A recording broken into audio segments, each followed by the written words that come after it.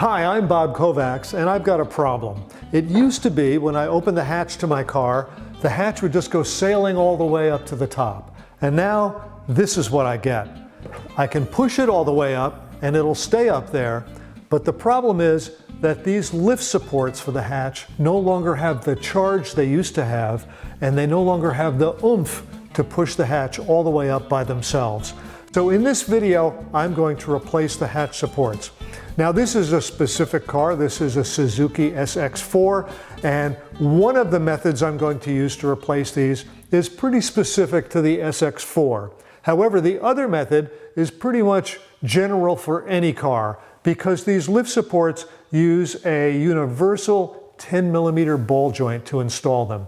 So I'm going to install one using a bracket that's specific to the Suzuki SX4, and on the other one, I'm going to install it using the universal ball joint method.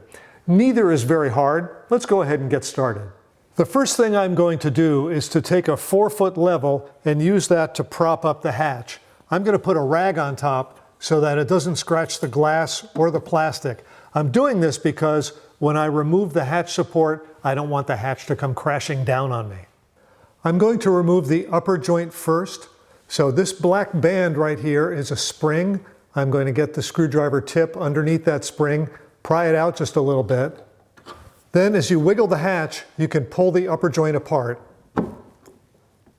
With the upper end of the lift support disconnected from the hatch and held out of the way, I'm going to remove these two bolts. Now this is on my Suzuki SX4. This is what it looks like. Other vehicles will have a similar attachment point on them, but this one is specific to my SX4. I'm going to go ahead and remove the two bolts.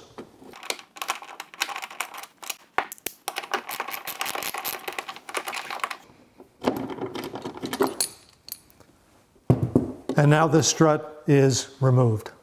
The attachment point for these lift supports are exposed to the outside, so they attract all sorts of dirt and leaves and things. So I'm going to take a moment to clean this up and get any grit out of there. You can see what it collects. With that first lift support removed, I'm going to install the new lift support. This is an exact replacement for my car, and it goes obviously back in the same location.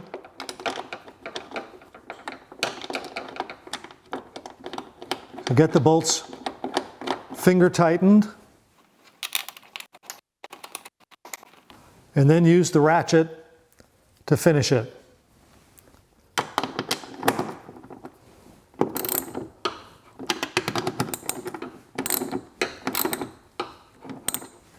With the bottom end of the lift support attached, the upper end, the socket on this end, just goes over this ball and fits on it with an easy push, like that. On this side of the car, I'm going to remove the bottom ball socket on the lift support from the ball, and I'll leave this bracket attached to the car. Now this is what you could do on virtually any other vehicle that has lift supports like this. So to undo the ball socket, just like we did at the upper point on the other side, pull that spring out, and with the spring out, then wiggle the hatch and it comes off.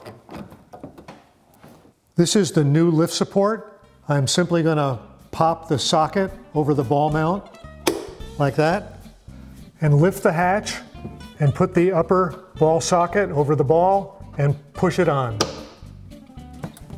Now that was a pretty easy project. In fact, doing both sides takes a total of perhaps 5 minutes. All you need are a couple of simple tools.